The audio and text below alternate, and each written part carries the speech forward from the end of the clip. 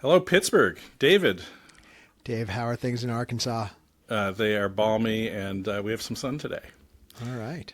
Well, here we are. It's our first podcast, and I'm opening with a question. What was the first album you ever bought? First album I ever bought, I'm pretty sure, was the Captain and Tennille. I was a big fan of their television program on, I think it was ABC. And, you got to start out somewhere. And I somehow got a hold of what I think an album cost, like $9 at that point. Dave, what about you? Well, my first one was one I bought off my brother because I liked it so much and he wouldn't let me play it until I agreed to pay him 50 cents. And yes, it was steep. And it was my introduction to rock and roll, I guess. And it was a band called the Dave Clark Five. That is classic. Yes, it is old. It holds up well, but it seems fairly forgotten among the people I know, if indeed anyone I know ever knew them. But I listened to it again recently, and it ages nicely. Yeah, I have to say, I know the name, the Dave Clark Five. I'm not sure I could name a song or would recognize a song, but we're getting ahead of ourselves here because we have just started doing a podcast and we should tell the folks what it's about. This is Stupid Gen X Tricks because you and I are hopefully not too stupid Gen X guys, but we have been friends now for like 35 years and having a conversation all along the way about music and film and television, less so you on the television, the arts, more you on the arts, all sorts of exciting things, sports certainly, as well as politics where we first met. And we think that we're pretty much exemplars of our generation and that we want to talk about the things that we love, not just for the sake of nostalgia, although I'm not against taking a walk down memory lane, but really so that we can explore a little bit, and tell me if I'm getting too grandiose here, Dave, but that we can explore a little bit what these things mean to us, how they've shaped us into the people that we are, but more importantly, how they've shaped our generation into the people that we are, and how that in turn has shaped, the world and the culture and the state of things in general. Yeah, I mean, you're the big thinkers, so I'm going to defer to you on some of the most grandiose That's why I've got stuff. books behind me. I know. I've got an alien. I got an alien and a monster, so clearly someone here is doing more thinking than the other one. But yes, looking forward to doing it, bringing a lifetime of interesting, sometimes oddball experiences along the way. We've crossed a lot of paths, jumped a lot of ponds, and learned a few things, so it should be fun. And if not, maybe we'll just be one of those train wrecks that go viral because we're just so embarrassing.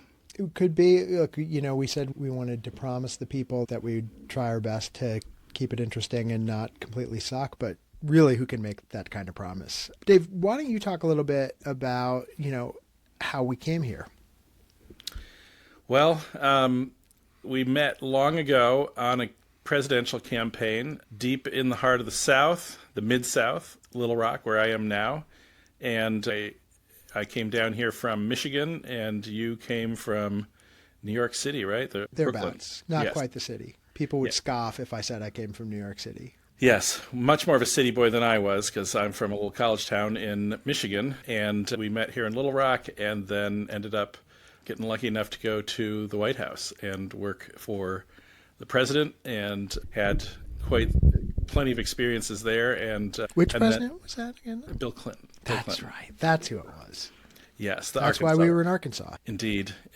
I went off to work at MTV and then in the film industry and some other stuff too, and continued my crazy path in life. And you did too, but you went a different path. I went a little bit more conventional of a path. I stayed in politics for a bit longer than you did and did some other really exciting and I think worthwhile things on behalf of a few important people, and then kind of found myself in the corporate consulting world for a long time, which had its ups and downs. Finished out that part of my career moving here to Pittsburgh to work in higher education as an administrator at the University of Pittsburgh.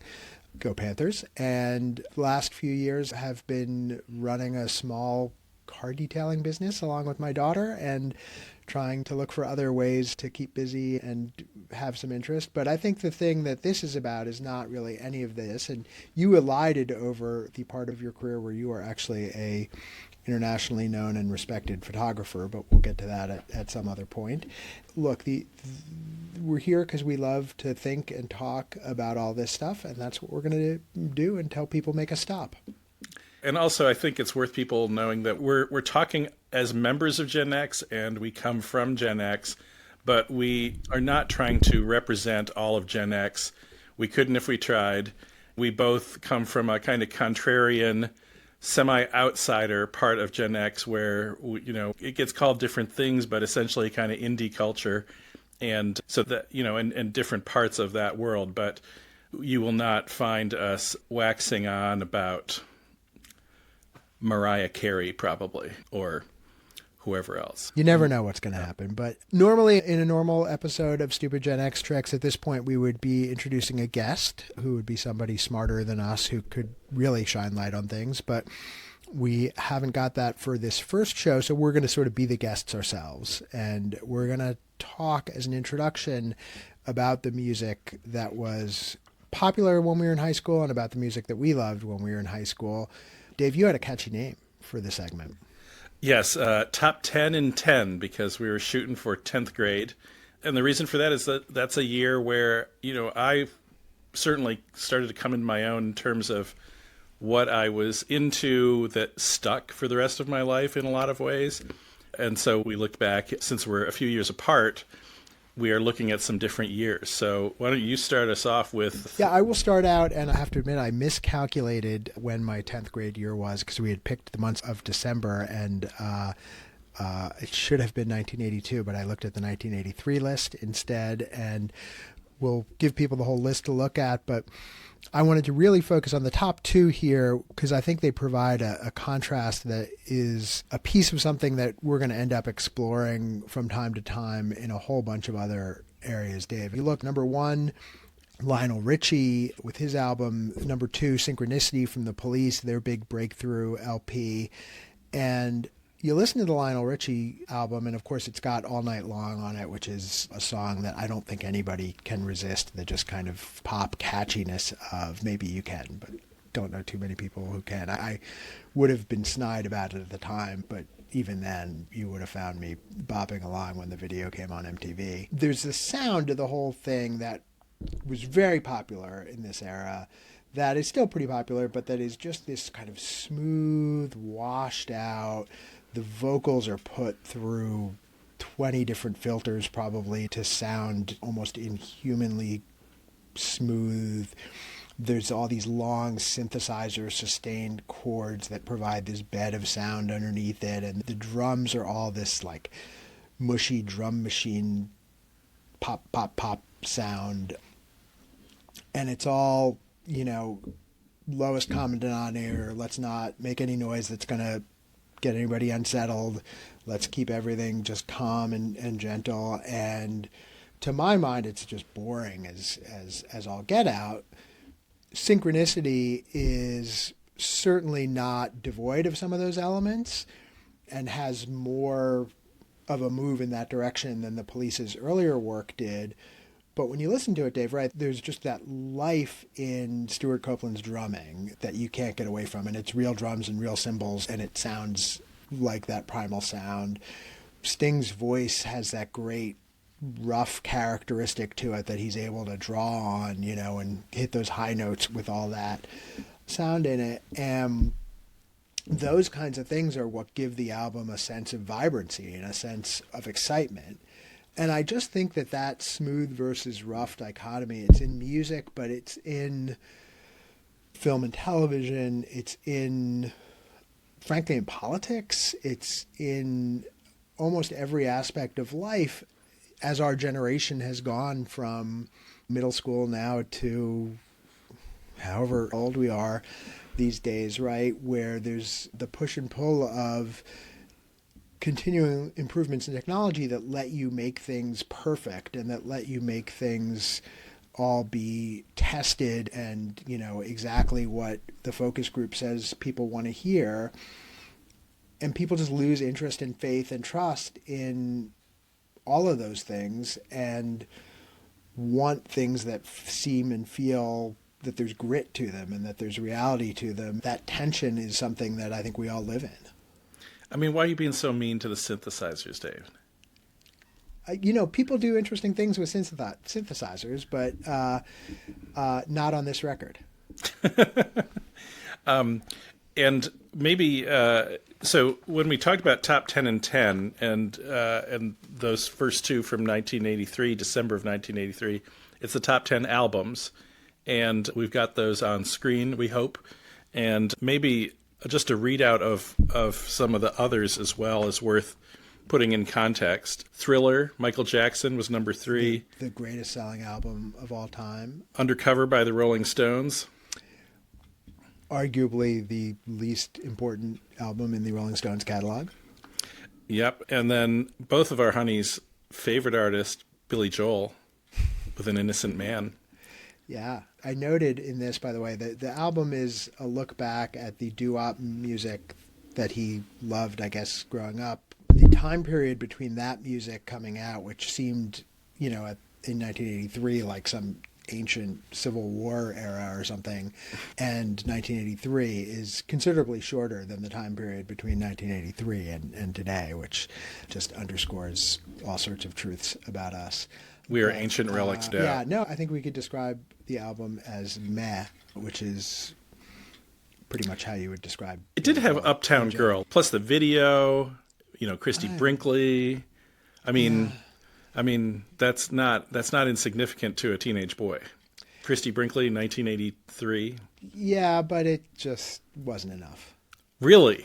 Even that wasn't enough. You were a picky teen, weren't you, David? I was a snobby teen, I think. Is what I was, but... I was on my way. I wasn't quite there yet. Okay, so, and then your all-time favorite, Mental Health by Quiet Riot, came next. Yeah, I don't have much to say about that. Yeah, me neither. And then Linda Ronstadt and the something orchestra. What's that called? Nelson Riddle Orchestra. God knows. Who played a lot with Sinatra, but I think we can just walk right past this one. And then a Kenny Rogers record, Eyes That See in the Dark. And then Culture Club was next. That was a big deal, that record. It was, and this is where we start to get into the MTV of it all, which will come in much more, I think, in your list from just 2 years later. Although I guess we got into it a little bit already with your Christy Brinkley fixation. Culture Club, it's a good album. It's got some good songs on it, but the videos are what made them, right? At least in the United States. They had a cultural impact, I think, because... Yeah. That sort of, we wouldn't have used the word gender fluidity in 1983, but that kind of androgyny, I guess was the term of the day, was something that I didn't see or hear a lot about in my suburban high school, and they started a conversation. Outside of heavy metal, I'd never seen a boy that dressed like a girl and was trying to actually be one in a lot of ways. So that was a big deal. There was a lot of chatter at school about that. And I think also that cultural significance gives short shrift to the music, which was really good. And I noticed in somewhere I read online, they called it, was it Blue-Eyed Soul or something? Yeah. Which I never would have associated soul with Culture Club, but I guess, I don't know. You're a better analyst of structure. Yeah, I felt like it had, looking back on it, kind of a Motown-y vibe to it almost, right? I guess. Yeah. I think this is gonna be a distinct part of this show, is where you can deconstruct the structure and style of a song, and I'm just like, I like that song. So I like that song. Now you tell us why it's different. See, he's got the books behind him. Right. And then last one, I'm gonna let you do the honors on number 10. Oh, yeah. Well, number 10 was the Hall & Oates Rock and Soul Greatest Hits Part 1. And I just love the notion of Part 1 here. Volume 1, I guess, excuse me. There's a confidence in that those plucky guys, had to admire. They were so good that they knew they'd have an entire second volume of Greatest Hits. And actually, we should have checked. Did they? I don't know if they did or not. I'm going to say they probably had to at that point, but whether it really constituted greatest hits, we can check on that. All right. Aside from Billboard magazine's top 10 albums, which I know you worshipped at the altar of Billboard magazine for all your cultural cues, what else caught your ear that year? Yeah, I mean, so I was looking back over the list and I picked out a couple of things. You know, Thriller was obviously the best-selling record of all time, but for my money, the most important record of the year had to be Murmur from R.E.M., right? I mean, their first full-length album just introduced a sound into the world that was different than you were hearing anyplace else. And I don't think, I mean, my recollection is I didn't quite pick up on them until probably a year or so later with Reckoning. But they changed the direction of a big chunk of popular music. I mean, they just introduced a whole new approach and a whole new way of doing things. And I think we're going to be talking more about them on this show. But to me, they're one of the absolute exemplars of what I like to think our generation stands for. So that one was huge. Big Country. And they also came out of college radio, which Yeah. I don't know. Well, you're the one who worked in college radio, so I don't know when college radio truly became as notable as it was during our youth. And I think it happened before us. I think Okay. it was like a late 70s phenomenon, but I don't know that for sure. And back then they probably would have been, you know, a combination of, well, the punk and new wave worlds from the late 70s, but also I fear that there was probably a lot of prog rock going on there. Well, but I feel like REM kind of became synonymous with the increasing dominance of and influence of college radio and acts like them emerging and then mainstreaming, and then all of a sudden you're seeing them everywhere when they might have only been a local band in other eras. Yeah, no, which is true. And it's funny, I think about like by the time I got to college radio a few years after this, they were almost too big for us, right? Like they had by that point when, you know, I guess it was Dead Letter off it. No, it wasn't. It was Life Stretch Pageant came out, right? It was a kind of like, okay, well, they're bigger than us now, so we'll play this a little bit, but we're not going to lean on it the way we might have when they were just our little band. Yes, indeed. Well, let's see. Should we take a quick break and then come back with 1985, or was there another record you were going to talk about?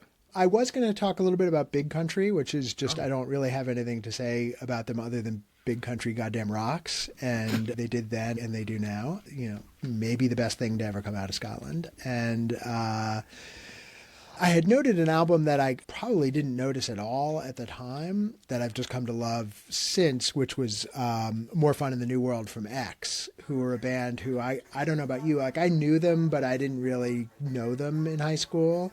I knew they were out there and that I was supposed to like them, but I just hadn't gotten there. And for my money now, looking back on it, they're one of the best bands of that period. Yeah, I can't claim great knowledge, so why don't you got a track I should listen to? More Fun in the New World, the title track, is just an absolute killer. Okay, I'm going to listen to it afterwards. Maybe we'll do a Spotify list with some of the stuff we mentioned today. All We right. can share it with the teeming masses. We can, but then we would have to put Billy Joel on there. Well, I mean, and also Uptown Girl, you know, they can watch the video. We'll put a link to the video or something. Okay. All right, well, how about we head to a brief break? We can go out and do push-ups and fix our syncing microphones and all the fun I stuff. thought you were going to say fix our hair. Oh, no, hairs. No. Between us, we don't have very much of. But... There's, yeah, that's a lost cause. All right, we will be right back. All right, so we're back, and it's 1985. Dave, what is on the airwaves as you make your way through sophomore year? Well, on Billboard's top 10 albums of December 1985, we have at number 1, Miami Vice. Woohoo! And, yes. As I was reading about this record, one of the things I learned was that this show was pitched as MTV Cops by, I believe, Brandon Tartikoff at, what network was it? I think it was NBC. Okay, so this was a really different television show.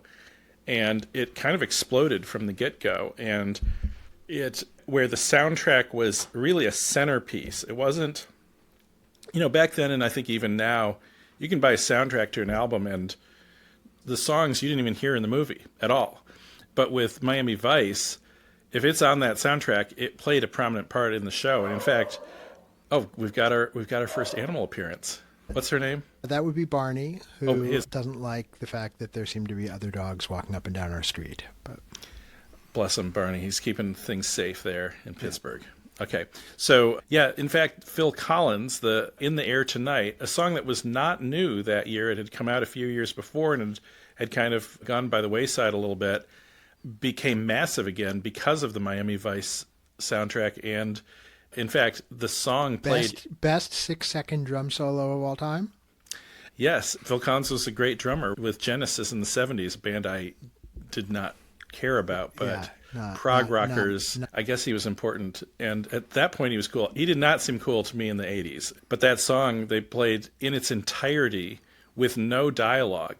So that was a first and was copied a lot in movies and television after that. It really signaled a change that way. When I think about Miami Vice, I mean, the soundtrack is definitely a big part of it, but it feels like also it was just the look of the thing, right? That they wore those weird pastel suits with the big jacket pocket, like that there was just, and I think this was a totally new phenomenon for television, that it was so clearly art directed, right? That there was stylized. It looked like a movie, but it was on television. Instead of having everything being sort of equally lit and every room is bright, like this was moody. It was dark. Things disappeared in the shadows. Things came from the shadows. And of course, those bright Miami colors that they played on. It was directed by Michael Mann, who's one of my all-time favorite movie directors, but he was doing television in this case.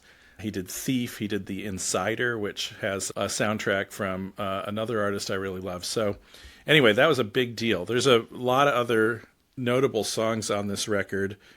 Glenn Frey had a couple from the Eagles. From the Eagles, yeah.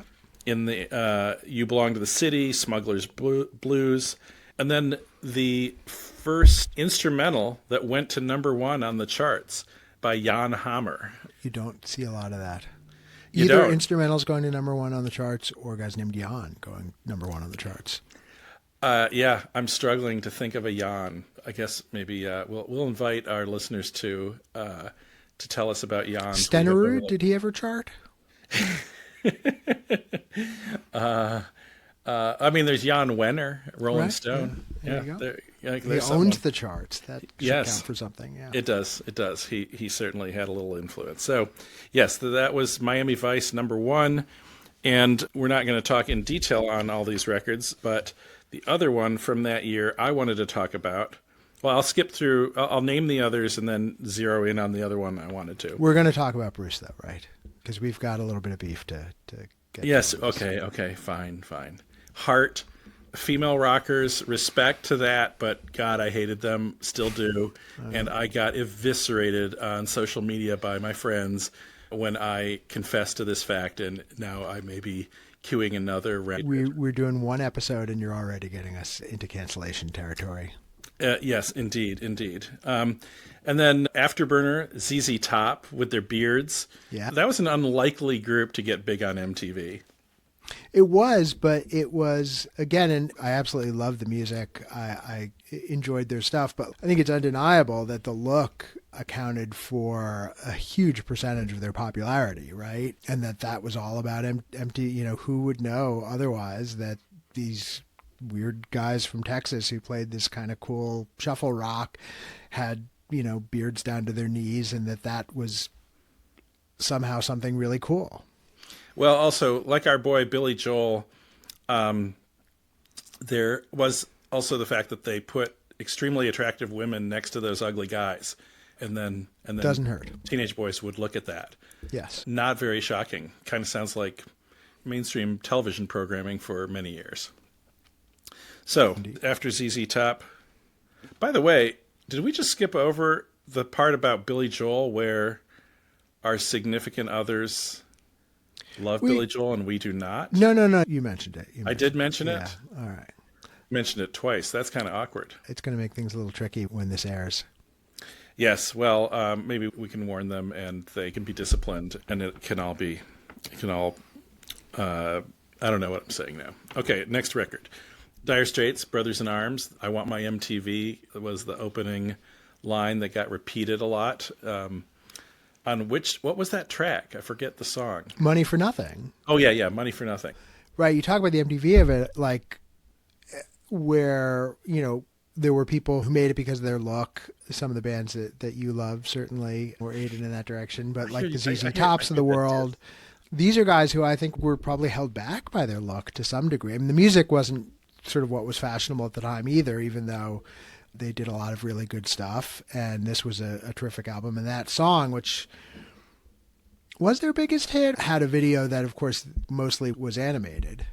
Yes, in fact, it kind of looked like Fortnite from my son's It days really of does. video. So I don't know. We'll have to explore whether Fortnite ripped off Dire Straits and there's some money due, or whoever the animator was on that.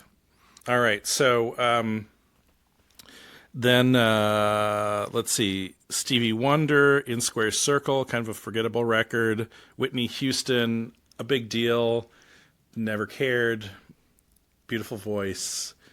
Still don't really care. How are you on that? Yeah, I think like you, and this will be no surprise to the people watching us on YouTube, certainly we are a couple of pasty-faced white boys, and certainly growing up in suburban New York, and I'm guessing growing up in Lansing, Michigan, people did stick to their lanes in certain regards that, hopefully we've moved past now. Yes, indeed. Well, yeah.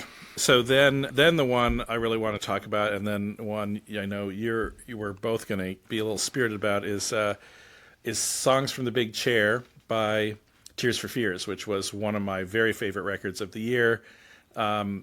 A kind of a quasi new wave record out of England, two-person band with singles like "Shout" and "Everybody Wants to Rule the World" that seemed like they were everywhere. To me, wherever I went that year, and happily so. It was great music. And songs you really still hear a lot. I mean, it was an album that felt very much of its time, but it hasn't gone away. Yes, an odd title for a record based on a film about a chair, a psychologist's chair, and the multiple personalities of the woman who inhabited it, which was a famous actress, Sally Field. There you go. But the movie was about the chair specifically? No, I think it was about her. Doesn't sound really all that exciting. You may be exposing a level of problematic research on my... yes, there was information that floated through my brain about this, and at one point I could have been thoughtful about it, but at this point I'm just gasping. I mean, it's late afternoon. I have to keep track of stuff. I know. It is rough out here. Okay, so... I hated Bruce Springsteen. It seemed so jingoistic and all of that. But Born in the U.S.A. sounded like Lee Greenwood to me. Patriotic babble is what it felt like, and a fair number of bucketheads I knew who seemed to fit the part. But set me straight, David. Set me straight. I mean, look, there's a grain of truth in what you're saying that clearly, and Bruce himself, I think, has acknowledged this about the song, which when you read the lyrics or hear the lyrics is this painful story of a Vietnam vet who was done wrong by this country. But it does sound like bombast. And the album cover with the American flag and him standing in front of it with the bandana coming out of his pocket, right, contributed to that. And a lot of people on the right kind of picked it up and ran with it. I mean, Reagan tried to use it as his campaign rally song, and that was the first time that Bruce ever stepped forward and said anything political outside of his music at all, and said, I can't abide that. That's not what I stand for. And I would even agree with you a little bit that of the major Bruce records, this is probably the weakest, and that I, at the time, was a little bit disappointed when the first single came out and it was Dancing in the Dark. Again, if you want to talk about videos featuring attractive women, Courtney Cox, who at that point was a total unknown, sounded very poppy and sounded like an attempt to get on the radio. But even having said all that, it's still a record that is packed with more passion and truth and genuine heart and soul and real people's lives than 99% of what's out there. Like Darlington County is a song to me that's just a simple, straightforward rocker about two guys who go on a little bit of a spree, but just stands up. Yeah, I have re-examined Bruce, and so I've come around. I've seen the light. Something that occurs. Thank you for being a good person, Dave. Oh, yes. Do I get a sticker or something? You get a hug next time I see you. Oh, okay. Thank you. So something that strikes me when we're talking about this is when you look at sort of the music and the vocal style. Bruce was singing. He has a really strong macho voice. He's like, it's bold, and he's like a dude, right? He's a dude's dude. And yet when you take that voice, that style, that kind of muscularity of the whole thing, and you put lyrics that on close inspection are quite nuanced, not jingoistic and, silly. Sorry, Lee Greenwood, but, it's like... Are you not proud to be an American, Dave? Oh, no. Because at least you're free. I mean, I sometimes feel free, yes, but things seem expensive nowadays. So it's interesting, though, like you take subtle lyrics and you deliver them with bravado. What is the effect on the listener? It can be multiple things that are very different. But for me, I think I'm much more... I'm feeling it more than I'm hearing the I think that's true for almost everybody, right? I mean, that the music always speaks louder than the lyrics. And that, let's face facts, a large percentage of the music that we love, we were just talking about R.E.M., who are probably the prime example, the lyrics are often unintelligible, right? I mean, the song is about what it sounds like. Yeah. And then there are acts where the lyrics are, like... primo, the Smiths, and right, which were very fun to improvise. Anyway, so the last record on here, which I don't think either of us listened to, was "Rock Me Tonight" by Freddie Jackson. I had to look it up. I'd never heard of this record. I'd vaguely heard of Freddie Jackson. I almost wondered if he had something to do with the Jackson family, which he does not. But he was a major R&B singer in the 80s, charted a lot, was really important, and went right over our heads because it was a different style. It wasn't getting airplay where on the stations we were listening to.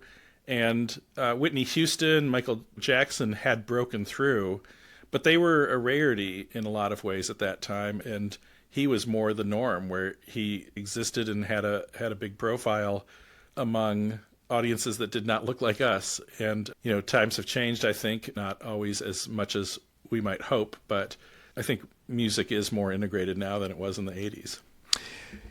Yeah, and I think, and I'm certainly no expert, that there were times earlier when it was more integrated too, right? Yeah. That we grew up in an era where there was definitely a bifurcation of what kids listened to, which, to our loss. But you skipped over, speaking of white people, you skipped over Mellencamp. Oh, so easily forgotten. Give poor John Mellencamp a pat on the back. I know he's a good guy. He's a good guy, and this was a breakthrough record, right? I mean, this was a guy who had started out as Johnny Cougar, being groomed by the record companies to be, just kind of straight ahead rock and roller, who somehow reclaimed his own narrative and his own identity and even went back to his real name and came out with a sound that, again, was different than what anybody else was doing, with really playing in the country roots mixed with rock and roll, more fiddle than I think you probably heard on any other big album of that year. I remember being surprised to like this record a lot at the time, and I still like it. Okay, so, David, tell me this. You're making a big case for John Cougar Mellencamp and Bruce Springsteen and big country, but like especially the first two were not very punk rock. Like, when was that kind of music seeping into your I think into your well, record I think at the same collection? time, and I don't know how Mellencamp would feel. I mean, I know Springsteen talks about feeling like he was actually very influenced by the Clash in particular and by the Sex Pistols. You don't hear it directly in his music, but certainly it's there in the attitude to a certain degree. I think it was all coming in at the same time for me. And I also listened to some of the dance pop that you were all about. And I mean, that to me is the great, and I listened at the time, to a lot of jazz with my dad and a lot of classical music with both my parents. And, music is music. Yeah, yeah. Okay, well, should I go into a couple of the ones that were outside of the charts that were... What was playing in the Anderson house? Well, it was playing on the Anderson Walkman and on my CD player on my boombox. You didn't have a CD player in 1985. I did have a CD player very early, but I Okay. still had cassettes, so it wouldn't have been on my boombox for a few more years. But I did have a CD player on my stereo. So number one that year was, I mean, it's hard to know exactly what got the most spins. And in fact, the single "Don't You" by Simple Minds drove my boarding school. I went to boarding school. My poor roommate, it's a wonder he didn't take a machete to me in my sleep the number of times I played Simple Minds track from The Breakfast Club, which is about as Gen X as you can get.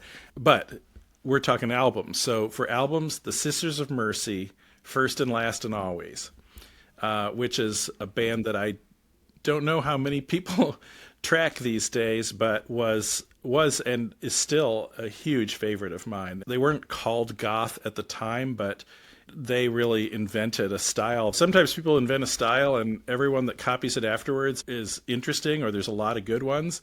In this case, I feel like the Sisters of Mercy invented a style. It was incredible. And everyone that copied them afterwards was awful. So it's like the only record of that genre or the only band of that genre I really listened to much. I feel like you could invest some effort in a list of bands that fit that profile, right? That they do something really well and other people try and copy it and just can't. Yeah, and I mean, then I would put AC/DC, I would put on that list, right? Yeah, yeah, absolutely.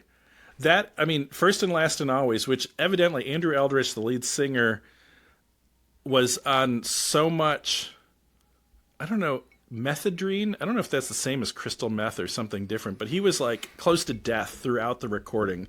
And he kind of sounds like it. He sounds like a deathbed Bowie, like really dark, really like ghostly. But my God, that record, like there's not a single weak track. Title track's incredible, Black Planet, others. How did you come across this? And like where, do you remember the moment of Yeah. I sound? Yes, I remember. I think we're going to have an episode about this. I heard it on 120 Minutes on MTV one night, the TV Sunday show. night, yeah. Sunday nights for like 2 hours. It was later than was good for me going to school the next day, so I'd try to stay up, but I'd fall asleep. You but I'd boarding miss school kids, that's what it's all about. No, but there was the summer too, right? And in boarding school, there was no cable television. I had no MTV at school. So, no, this is the thing. The Black Planet video, they played on 120 Minutes. And I'm like, what is that?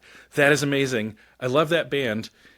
And I went to all my local record stores. Nobody knew what I was talking about. No one had it. I went back to school outside of Philadelphia, and I started going to record stores around there. Nobody had it. No one had this record. I must have heard it like a very early, like right as it was starting to come out, and it wasn't getting much distribution. I don't know what the deal was, but it was hard to find.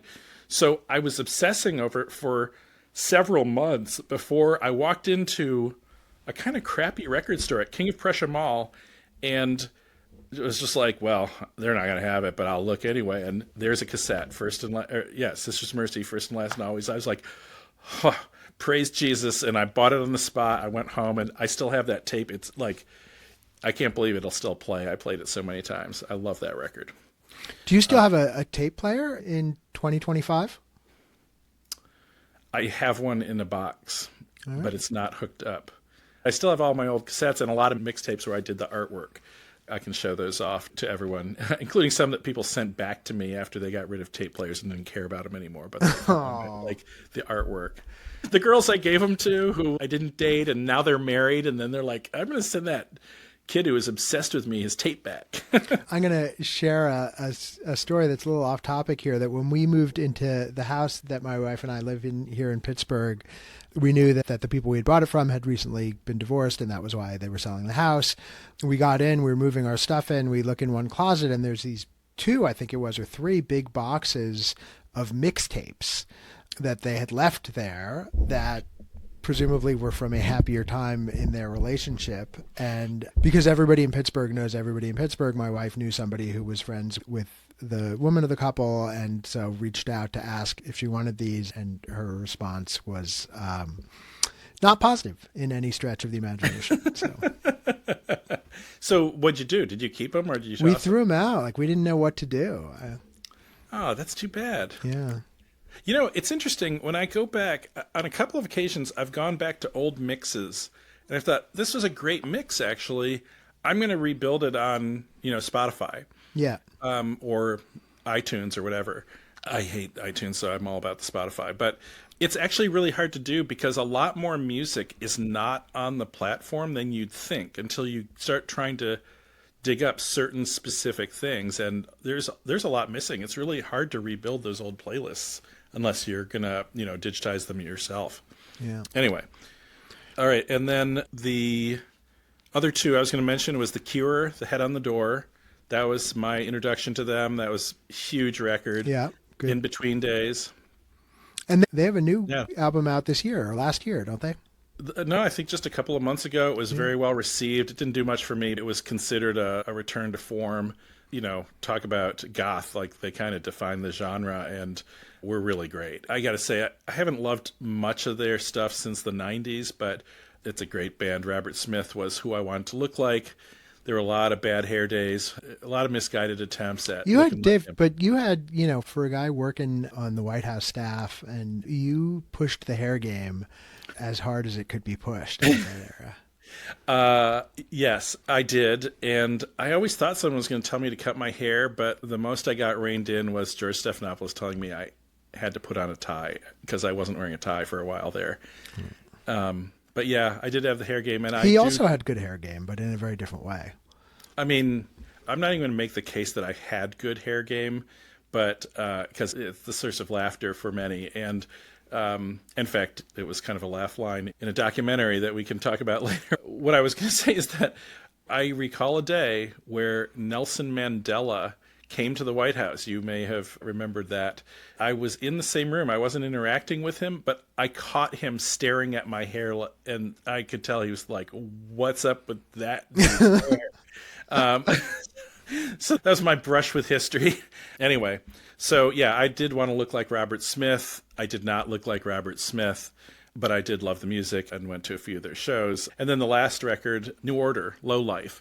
And New Order had a lot of good records. That was definitely one of their better ones. Subculture was a track that I loved especially, and I was blasting it last night, and I gotta say, I love it. I do, but it hasn't aged quite as well as I would have thought. Like, it was a great record for the time, but it spoke to me then, and it didn't speak to me as much now. Whereas Sisters of Mercy really... You are, and I hate to tell you this, Dave, you are no longer an angsty teen. Yes, I'm downright cheerful these days, without a lot of good reason to be, I suppose. Well, no, I got some awesome people in my life, but yes, indeed, I don't know.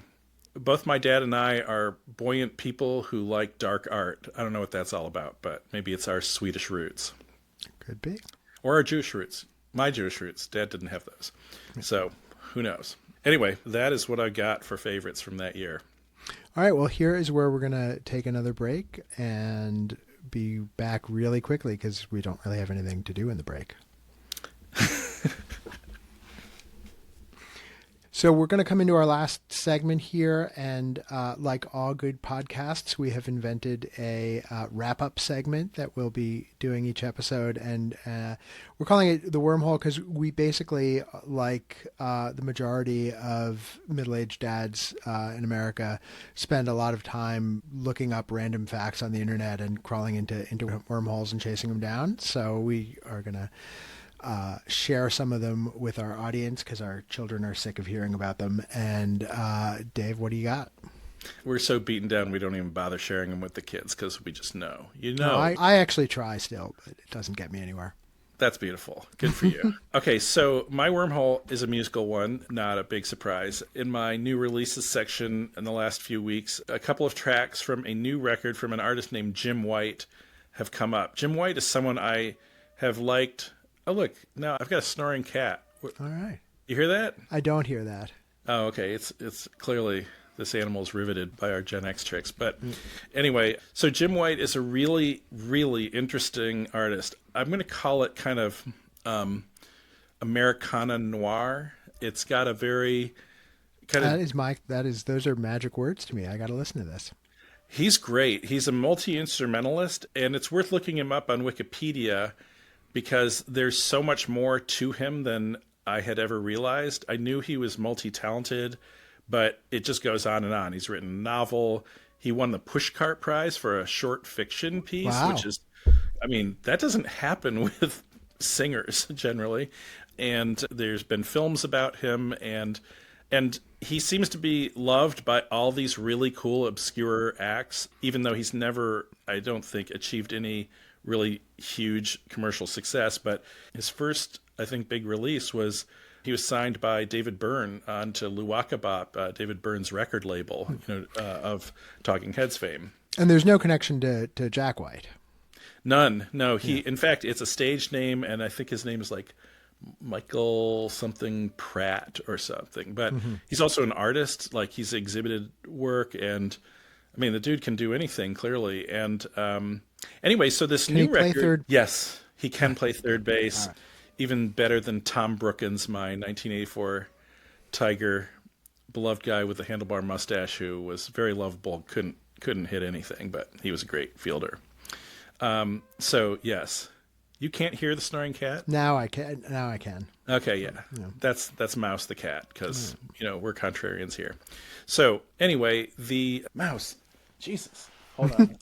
All right, well, during this break, we're going to... I'm going to hit him. Should I hit him with that? He's awake really now. Do want to get us canceled, don't you? Stupid Gen X trick. Watch the old guys beat their cats. I'm a very affectionate animal owner. I'm violent terms, but non-violent actions. Okay, so anyway, so Jim White's got a record with an artist named Trey Blake, a woman who is out of the UK and is very hard to figure out. And my wormhole was like looking up Trey Blake. Like, who is this woman? She has this ghostly voice. Sometimes it's kind of beautiful. Sometimes it sounds like Patti Smythe meets Edith Piaf, like really, really nasally dark, grim, and just it's a really interesting album. And it's live now, so check it out. And it does. They haven't gone viral, and if they do, this show can claim credit for it. All right, there you go. Well, I also dug down a wormhole because you assigned me to, and I felt like I had to. I went in a non-musical direction with this one, and I actually thought I should take a look into the history of podcasts, since that is what we're embarking on doing here. Guess when the first podcasts were aired, Dave? I'm going to go with 2000. Well, gosh, I bet there was recordings done in the 90s, but I'm going to go with like a formal podcast in like 2006. Yeah, it was 2004 because you had to wait for the iPod to exist before you could use the word podcasting.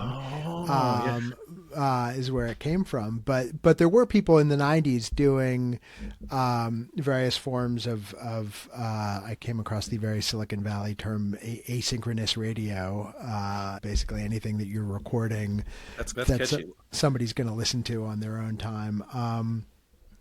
And I happened on to learning about a guy I had never heard of before named Carl Malamed, who was really one of the pioneers on, radio through the internet, as they called it, but who went on from there to be a pioneer in general on disseminating information online, and formed organizations and led campaigns to put, laws and court rulings and all that data online and make things available to the public. He actually launched a campaign during the Obama administration to get himself appointed to the post of Printer General of the United States. Who even knew that post existed? That's in charge of the government printing office that prints all the laws and regulations, and wanting to, again, really focus on making more stuff available to the public for free. In these days in which we're living, it's good to know that there's people out there trying to do things well and trying to fight for things that matter. That's awesome. What a cool thing. Yep. The people are multifaceted. You just never know where they're going to pop up again. Do you know what the subject of his first podcast was? It was all stuff about computers at that point, right? Because most of the early internet was people who were into computers talking to each other about computers. But is it on Spotify or on Apple Podcasts or any of those things? I'm pretty certain that it is not. Although you would think that he would have made it freely available to people somewhere, and so maybe it is. But the early internet is a good segue into talking about a few of our upcoming episodes, one of which we're going to be talking about the rise of computing technologies and online technologies over the course of our lives. I think we've sort of lived that experience, and we are going to have a fabulous guest, our old friend Margaret O'Mara, a historian from the University of Washington, who is acknowledged expert, shows up in all sorts of media, talking about you got the hardback, I bought the paperback. Talking about the culture of Silicon Valley and what that has meant for America and the world. So really excited to have her on. We're going to have a sports episode coming up soon. We're taping it right after the Super Bowl, but it's probably not going to air until sometime after that. Is air the right word? I don't think air is the right word. Publish is the right word. I don't think taping's the right word either. No, I guess it's not.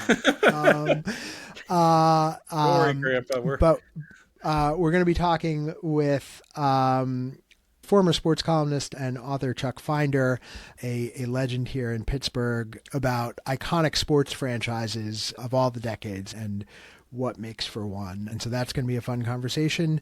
Yeah. And then we've got more pop culture and music and film and all the rest too, Dave, right? Yep. A rock and roll manager, possibly a film director with a Netflix hit. And so it's not all ancient times. And, I think we would hope that it's obvious at this point, but we will also say, stupid Gen X Tricks is, of course, a riff on the classic David Letterman segment on the late I thought we weren't going to admit that in case he sued us.